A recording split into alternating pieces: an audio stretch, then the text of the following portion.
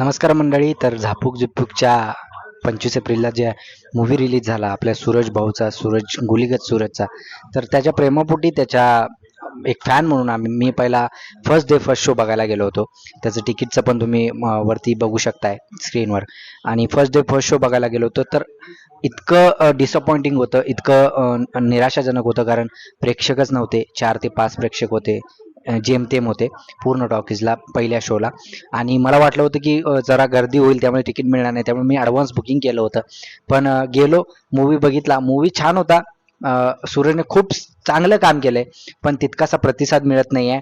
आणि मूवीच्या स्टोरीमुळं मला तर वाटतंय, कारण मी माझ्या यूट्यूब चॅनलवर रिव्ह्यूसुद्धा केलेला आहे की स्टोरीमुळं पिक्चर मार खातोय, पिक्चर बॅक पडतोय आणि निव्वळ सूरजच्या प्रेमापोटी प्रेक्षक येतील असं मला वाटतंय. तुम्हाला काय वाटतंय कमेंटमध्ये नक्की सांगा. व्हिडिओ आवडला तर नक्की लाईक आणि शेअर करायला विसरू नका. धन्यवाद.